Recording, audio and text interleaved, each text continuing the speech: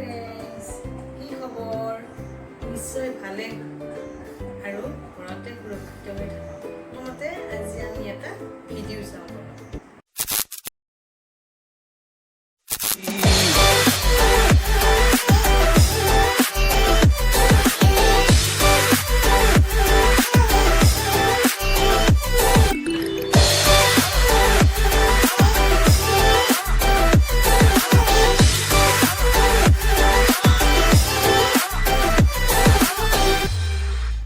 ভিডিঅ'টো চাই আপোনালোকৰ কেনেকুৱা লাগে?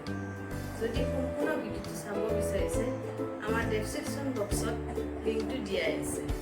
তাতে আপোনালোকে সম্পূৰ্ণ ভিডিঅ'টো উপভোগ কৰিব পাৰিব আৰু লগতে সাবস্ক্ৰাইব কৰিব। কাষৰ বেলকনটোও টিপি দিব। এতিয়া আমি পাকঘৰলৈ যাওঁ। আজি আপোনালোকক এটা সৰু ৰেচিপি দেখুৱাম। কেনেকুৱা লাগিছে আপোনালোকে লাইক কৰিব, শ্বেয়াৰ কৰিব আৰু সাবস্ক্ৰাইব কৰিব। সাবস্ক্ৰাইব কৰিব আৰু কাষত থকা বেলকনটো টিপি দিব।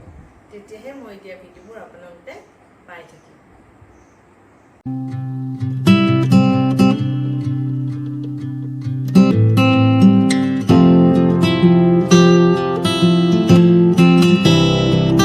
নমস্কাৰ মোৰ বন্ধু বান্ধৱীসকল।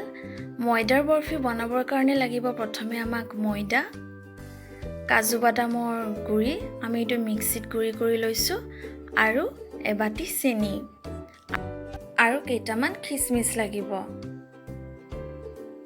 তাৰ পিছত আমি প্ৰথমে চেনিখিনি বইল কৰি ল'ম, মানে অকণমান চেনি ৰস বনাই ল'ম।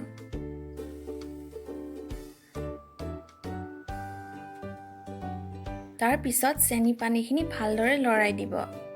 চচপেনটো ভালকৈ গৰম হোৱাৰ পিছত তাতে 3 চামুচ ঘিউ দিব। ঘিউখিনি ভালদৰে গৰম হোৱাৰ পিছত তাতে ময়দাখিনি ঢালি দিব আৰু ময়দাখিনি ভালদৰে লৰাই থাকিব।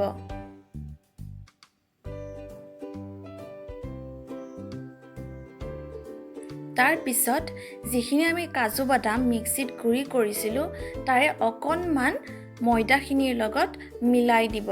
তাৰ পিছত ময়দাখিনি আকৌ ভালদৰে লৰাই থাকিব। এয়া দেখিছে কি ধুনীয়া ব্ৰাউন কালাৰ হৈ উঠিছে। এনেকৈ ব্ৰাউন কালাৰ হোৱালৈ আপুনি ময়দাখিনি লাৰি থাকিব।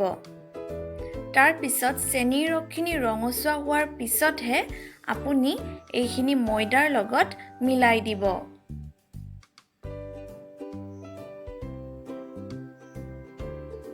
তাৰ পিছত ময়দাখিনি আকৌ ভালদৰে লৰাই দিব। তাৰ পিছত খিচমিচ কেইটামান তাতে পেলাই দিব।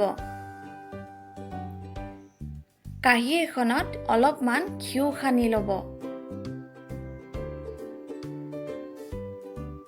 তাৰ পিছত যিখিনি ময়দা হৈছিল সেইখিনি কাঁহীখিনিত দি দিব আৰু ময়দাখিনি ধুনীয়াকৈ সমান কৰি ল'ব।